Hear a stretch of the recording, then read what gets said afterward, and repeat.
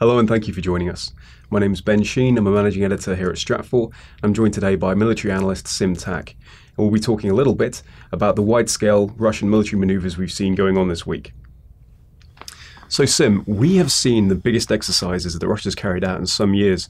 What's the significance of all this military equipment moving around? Well, first of all, when we qualify biggest, what we mean by that is the highest level of significance that we've noted in these exercises. When it comes to sheer numbers, this exercise is quite large. It started out including about 40,000 troops and has, over the week as it went on, increased to 80,000 troops in total. But in the last years, we've seen exercises going as high as 150,000 troops. So it's the size itself is not the really determining factor that makes this exercise so important. It is the actual shape of the exercise. And what we've seen is an exercise that started in the Northern Fleet, focusing on Russia's policy toward the Arctic, practicing forward deployment of ground troops to the Arctic, deploying surface vessels, submarines. But then we've seen that exercise also include deployments of fighter aircraft, theater ballistic missiles to Kaliningrad, as well as the deployment of strategic bomber aircraft to Crimea. And then as the exercise went on, different units have been put on alert, took part in this exercise throughout the western and southern military districts. In general, this exercise encompasses a large portion of the Russian military spread throughout its territory. But now we're seeing one that stretches over an area that combines into what we could interpret as a counter-NATO position. Now that's kind of key there as well, because clearly there's a requirement for militaries to train. They need to practice the drills for all the services.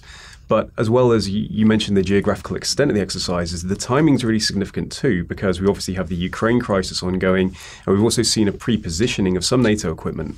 So what do you think the Western response to what could be interpreted as a provocative action, what do you think the Western response could be?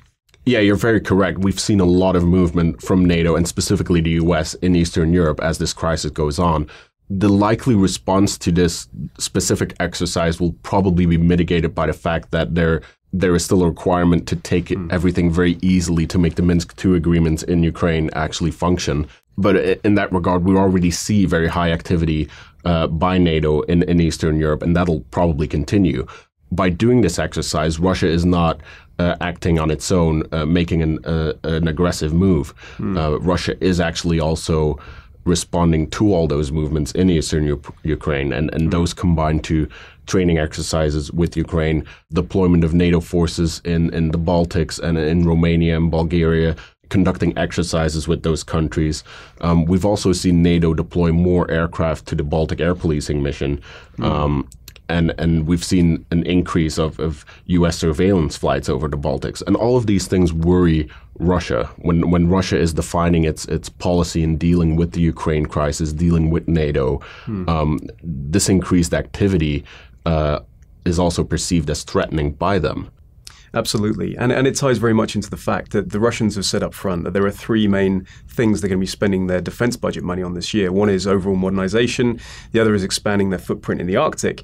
And another factor is expanding their presence in places like the Kaliningrad exclave in Europe. So this seems to be in keeping with the overall Russian strategy. That's true. And Russia has been on a long trajectory towards this strategy. And this exercise is by no means the only element in this. There has been an incredible increase in the tempo of exercises taking place throughout Russia from the east to the west. And then we've also, of course, seen the strategic bomber flights that Russia started conducting again that go near U.S. airspace, or even fighter flights that go into European airspaces. And basically what you have there is Russia developing a threatening posture where it can actually try to remind NATO of its military capabilities, while at the same time also establishing for itself what those capabilities are. And it's certainly threatening for a lot of the smaller NATO members that don't necessarily have they don't have the protection of larger forces, but they also have that close proximity to Russia. So clearly these intimidation tactics are going to be effective. And that's exactly why the U.S. has been focusing on their direct relationship with those countries in Eastern Europe, where the U.S. is conducting its Operation Atlantic Resolve.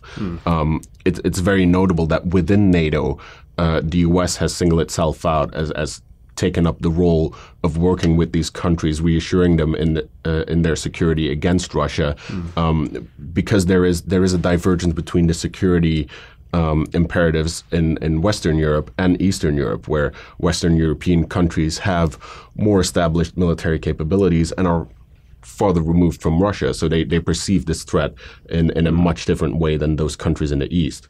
Very much so. And it'll be interesting to see how this Russia-NATO dynamic continues to progress throughout the year, especially as the Minsk agreements hopefully reach fruition later.